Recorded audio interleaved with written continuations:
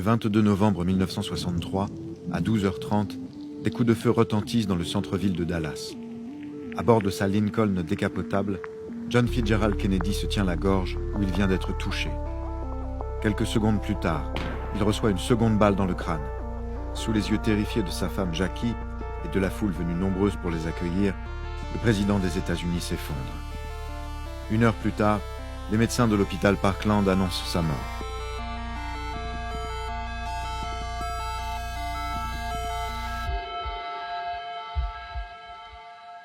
Les funérailles sont grandioses. Des centaines de milliers de personnes se pressent autour du cortège funèbre, tandis que l'événement déjà historique est retransmis dans le monde entier.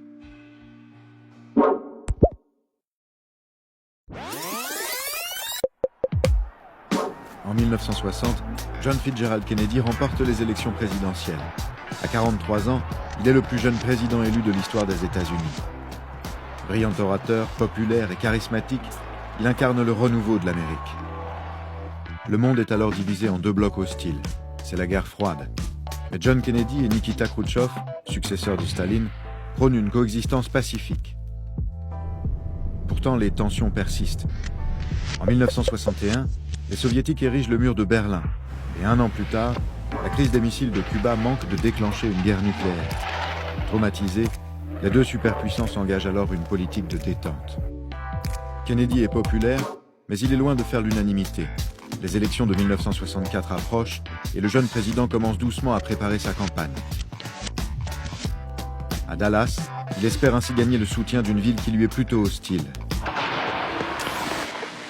Good afternoon, ladies and gentlemen. You'll excuse the fact that I'm out of breath, but about 10 or 15 minutes ago, a tragic thing, from all indications, at this point has happened in the city of Dallas.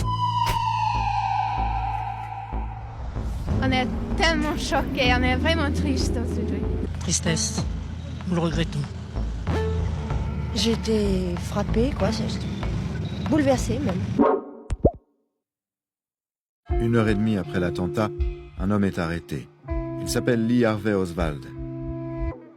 Ancien marine ayant quitté l'armée pour aller vivre en URSS, il est accusé d'avoir tiré sur le président depuis le 5e étage d'un immeuble à quelques centaines de mètres du cortège, puis d'avoir tué un officier en essayant de prendre la fuite.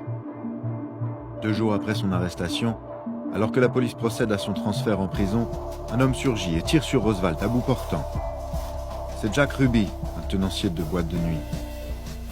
L'enquête qui avait à peine commencé prend une nouvelle tournure. Les déclarations de Ruby ne sont pas claires.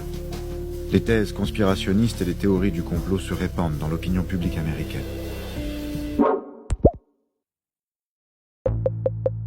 Le 22 novembre, la commission Warren est créée pour faire la lumière sur l'assassinat.